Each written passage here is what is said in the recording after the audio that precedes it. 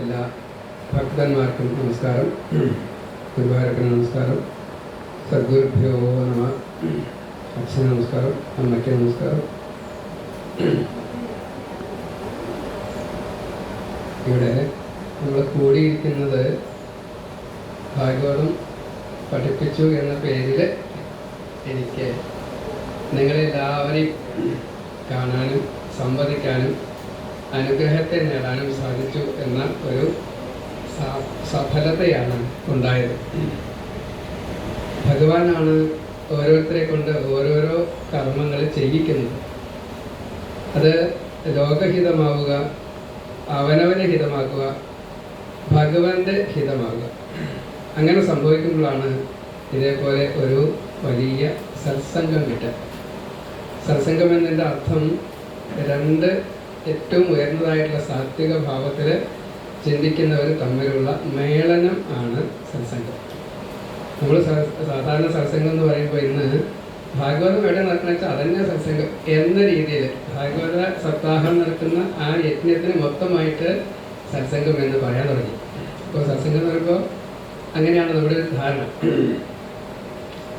സജ്ജനങ്ങളായിട്ടുള്ള അനവധി മഹാത്മാക്കളുമായിട്ട് കുട്ടിക്കാലം മുതൽ തന്നെ ഒരു ബന്ധമുണ്ട്. പക്ഷെ അവിടെ ഒന്നും ഭാഗവതമല്ല കിട്ടിയതെന്ന് മാത്രമേ ഉള്ളൂ.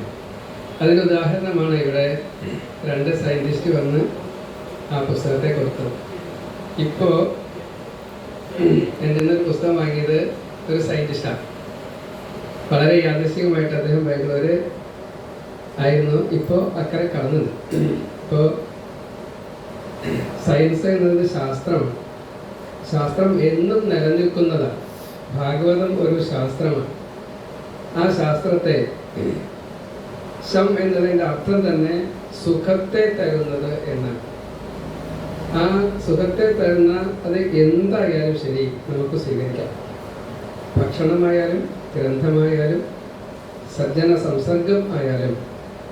ഇനി നാം ഒരുപക്ഷെ പലതും അറിഞ്ഞും അറിയാതെ കണ്ടും ചില തെറ്റുകളൊക്കെ ചെയ്യാം. ആ തെറ്റുകളുടെ ഭാഗമായിട്ട് ചിലപ്പോൾ വലിയ ധനസമ്പാദനം, അതല്ലെങ്കിൽ അർഹതയില്ലാത്ത സ്ഥാന ആരോഹണം, ഇങ്ങനെയൊക്കെ പലതും സംഭവിക്കും.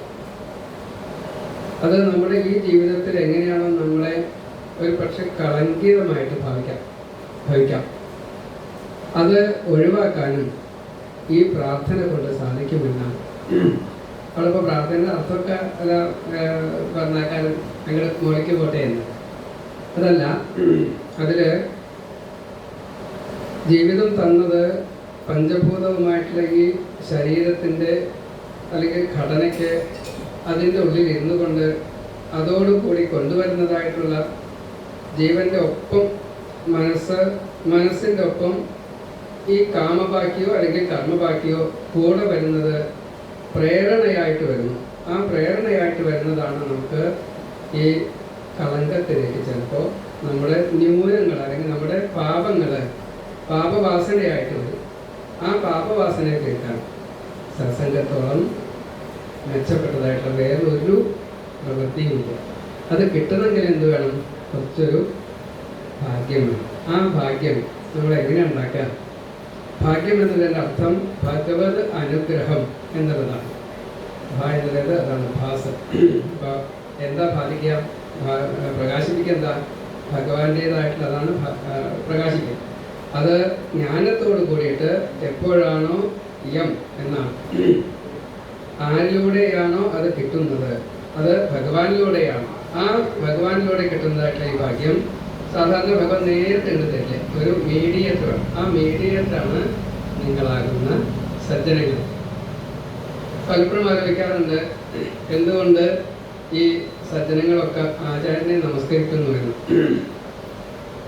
ഞാൻ എൻ്റെ വായന ആദ്യമായിട്ട് തന്നെ ആചാര്യനായിട്ട് കയറിയ സമയത്ത് ആദ്യം ചെയ്തത് ഭക്തന്മാരെ നമസ്കരിക്കലാണ്. നിങ്ങളിവിടെ കണ്ടുണ്ടാവും, ഞാൻ ആദ്യം നിങ്ങളെ നമസ്കരിച്ചതിന് ശേഷമേ തുടങ്ങിയിട്ടുള്ളൂ. ഇനി സമാപിക്കുമ്പോഴും നിങ്ങളെ നമസ്കരിക്കാതെ ഞാൻ നീച്ചു പോകാറില്ല. ആരിലാണ് ഈ ഈശ്വര ചൈതന്യം കൂടുതലായിട്ടിരിക്കുന്നത്, ഒളിഞ്ഞു കിടക്കുന്നത് എന്ന് നമുക്ക് ആർക്കും അറിയില്ല. നമ്മളിപ്പോൾ പല തട്ടുകളിൽ നിൽക്കുമെന്ന് മാത്രമേ.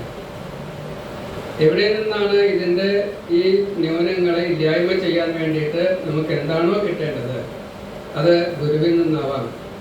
അവനവർ നല്ലോണം പലതരത്തിൽ പഠനം ജീവിതത്തിൽ പ്രവർത്തിക്കുമ്പോണ്ടാകുമ്പോൾ സ്വയമേവ ഒരു പഠനമുണ്ട്, അങ്ങനെയാവാം.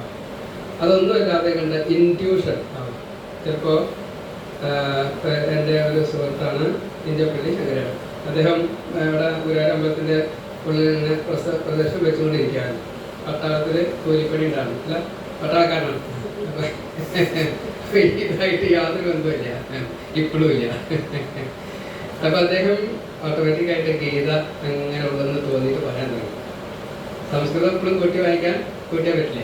പക്ഷെ അദ്ദേഹം പ്രഭാഷണം ചെയ്ത് കേൾക്കുമ്പോൾ നമുക്ക് മനസ്സിലാവും ഏതോ പൂർവ്വജന്മത്തിൽ നിന്ന് കിട്ടിയിട്ടുള്ള ഖനമാണ്, ജ്ഞാനത്തിൻ്റെ ഖന.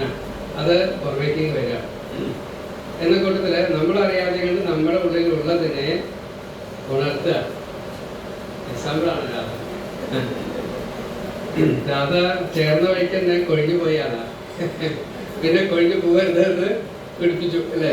ഇപ്പം ആ പിടിച്ചതിന് മേലല്ലേ നമ്മൾ അനുഭവിക്കുന്നത്. അങ്ങനെ ധാരാളം പറയാല്ലേ. ഓരോരുത്തരെയും ചിലരൊക്കെ ഞാൻ നല്ലോണം പഠിച്ചിട്ടുണ്ട്. എല്ലാവരും പറയേണ്ട ആവശ്യമില്ല അല്ലേ? അതെ. അതുകൊണ്ട് അപ്പോൾ എനിക്ക് ഇതിന് അർഹതയില്ല എന്ന് ഞാൻ പലപ്പോഴും ആലോചിക്കാറുണ്ട്. എൻ്റെ ഏതോ ഒരു മുത്തശ്ശൻ ഇതേപോലെ പരമഭക്തനായിട്ട് ഉപാസന കൊണ്ട് വളരെയധികം പുണ്യത്തെ ആർജിച്ച അതിൻ്റെ ഒരു ബാക്കി എന്തോ കാരണം കൊണ്ട് ഞങ്ങളുടെ തൊട്ട് പിന്നത്തെയുള്ള തലമുറ, മുന്നത്തെയുള്ള തലമുറ അനവധി ദുഃഖത്തെ അനുഭവിച്ചു. ഞാനും അതിൻ്റെ അവസാന കണ്ണിയായിട്ട് കുറച്ച് ദുഃഖത്തെ അനുഭവിച്ചു. അങ്ങനെ ദുഃഖം ഉണ്ടാകുമ്പോൾ ഒക്കെ എന്തുണ്ടാവുക? ഭഗവാനെ വിളിക്കും. എവിടെയാണ് വിളി പൊങ്ങണ? അവിടെ ഭഗവാൻ വരും. അത് നല്ല കാര്യം കൊണ്ട് എനിക്കാണ് കിട്ടിയത്. ആ കിട്ടിയത് എങ്ങനെ കിട്ടിയെന്ന് ഞാൻ എപ്പോഴും ആലോചിക്കാറുണ്ട്. ഈ മറവി രോഗം ഇല്ലായിരുന്നു വെച്ചാൽ ഞാൻ എഴുതില്ല. ഈ അസുഖമില്ലായിരുന്നു, അമ്മയ്ക്ക് അസുഖമില്ലായിരുന്നു വെച്ചാൽ ഞാൻ ഇവിടെ എല്ലാം ഉണ്ടാകാം. മിക്കവാറും എനിക്ക് പട്ടാളത്തിൽ കിട്ടിയതാണ് ഈ എയർഫോഴ്സിൽ. അപ്പോൾ